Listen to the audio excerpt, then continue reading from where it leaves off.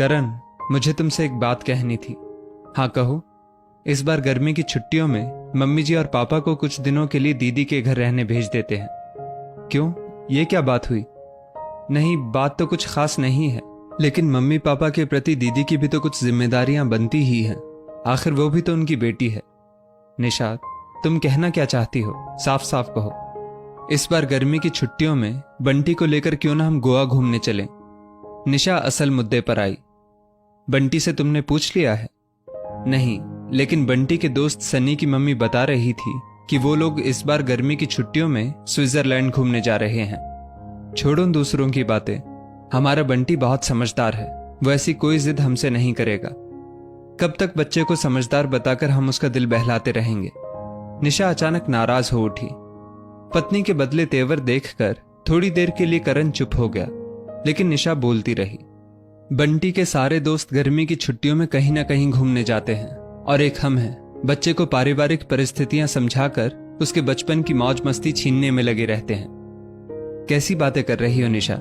पिछले वर्ष गर्मी की छुट्टियों में बंटी ने समर कैंप में कितनी मस्ती की थी। उसने तो ऐसी कोई शिकायत नहीं की जैसा तुम बता रही हो। और तो और उसने पापा जी की मदद से रामायण की चौपाई भी कंठस्थ कर ली थी। स्कूल के एनुअल फंक्शन में उसकी प्रस्तुति देख प्रिंसिपल ने कितनी तारीफ की थी, तुम भूल गई?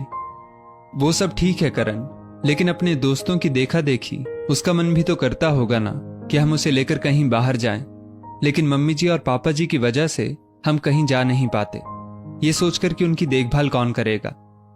निशा, तुम जानती हो ना कि मेरे माता पिता मेरी जिम्मेदारी हैं और मैं इस जिम्मेदारी को दिल से निभाता हूं, मजबूरी समझकर नहीं। तो मैं कौन सा कह रही हूं कि आप हमेशा के लिए मम्मी जी और पापा को दीदी के घर भेज दीजिए। मैं तो बस इतना कह रही हूं कि हमें भी अपने परिवार के साथ खुलकर जीने का मौका मिलना चाहिए, बस। ये कहते हुए निशा उठकर कमरे से बाहर जाने को हो गई, लेकिन करण ने उसका हाथ थाम अपने पास बैठा लिया। निशा, एक बात कहूं? हाँ कहो।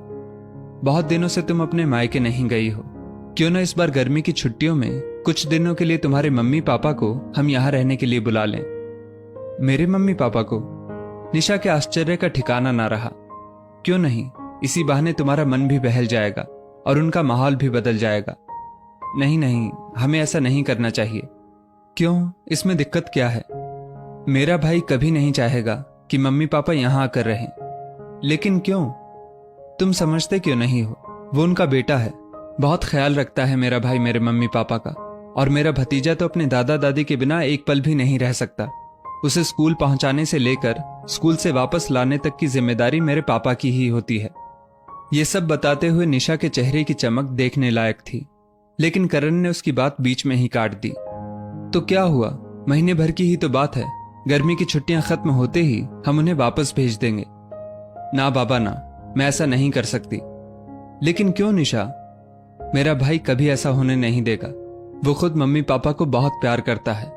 कई बार तो ये बात समझाने में मेरी भाभी के साथ उसकी बहस तक हो जाती है कि मम्मी पापा हर हाल में उन दोनों की ही जिम्मेदारी है। वो उन्हें अपनी नजरों से कभी दूर नहीं होने देता।